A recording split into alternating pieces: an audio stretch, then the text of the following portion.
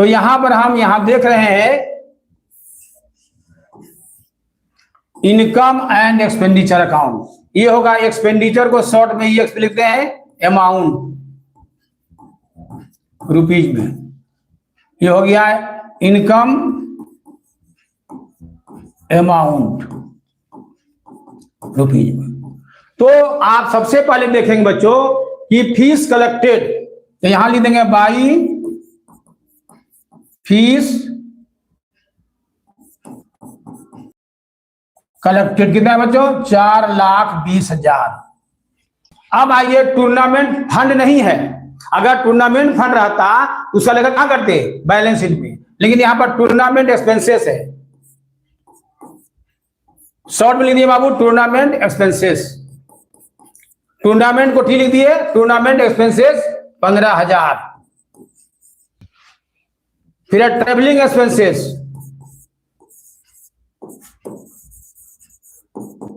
कितना है बच्चों? ट्रेवलिंग एक्सपेंसेस है आपका 18,000।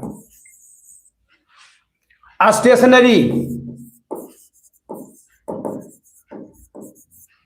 है आपका 15,000।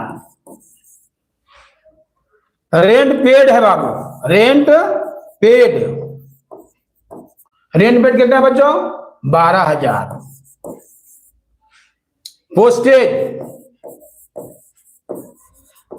पोस्टेज एंड टेलीफोन एक्सपेंसेस है आपका 10,000। उसका परचेज बुक, तो परचेज बुक का बाबू यहां कोई लेखा नहीं होगा। क्यों नहीं होगा?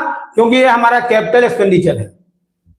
तो मैं पहले भी बता चुका हूं कि कैपिटल नेचर का जो भी खर्च होगा या जो भी प्राप्ति होगा उसका लेखा हम बैलेंस शीट में करेंगे, यहां पर उसका कोई लेखा नहीं करेंगे।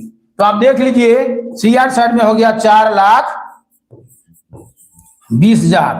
तो इनकम एंड एक्सपेंडिचर का यदि सीआर साइड ज्यादा है और डीआर साइड कम है तो यहां होगा to surplus, excess of income over expenditure, excess of income over expenditure. आप बैलेंस कीजिए कितना आ रहा है, यहां मिलाना 4,20,000। तो यहां जोड़ लिए कितना हुआ? 0 0 0। 5 8 5 13 7 20 के 0 8 बड़ा 2 2 1 3 1 4 1 5 1 6 1 7 और 5 12 है 4,20,000।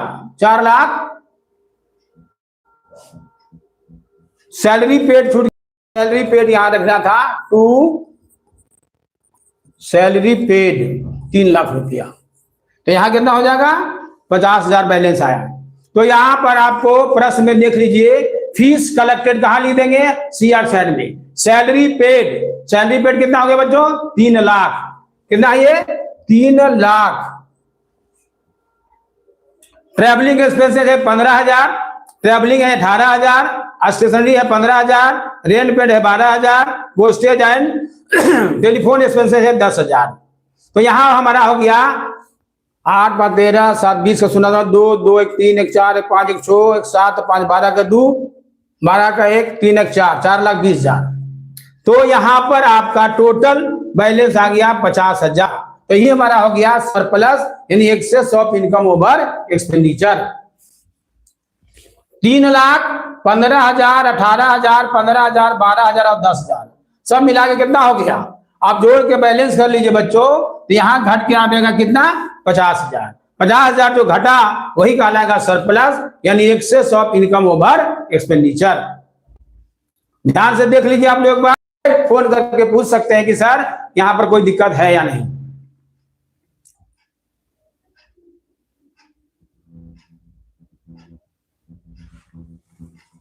क्लियर? तो हम यहां बता रहे हैं इनकम एंड एक्सपेंडिचर अकाउंट। तो इनकम एंड एक्सपेंडिचर अकाउंट के सीआर साइड में सभी प्रकार के रेवेन्यू रिसीट को लिखते हैं। जो भी रेवेन्यू रिसीट रहेगा उसको सीआर में, रेवेन्यू एक्सपेंडिचर को लिख देंगे डीआर में। कैपिटल रिसीट और कैपिटल एक्सपेंडिचर का कोई लेखा यहां नहीं करेंगे। यहां चूंकि परचेज बुक है बच्चों, तो परचेज बुक चूंकि हो गया कैपिटल नेचर का है, इसको हो जाएगा बैलेंस शीट में। यहां उसका कोई लेखा हम नहीं करेंगे। तो मेरे विचार से समझ में आ गया होगा। तो अगला प्रश्न देखें। अगला इसमें आपका इस प्रश्न में रिसेप्ट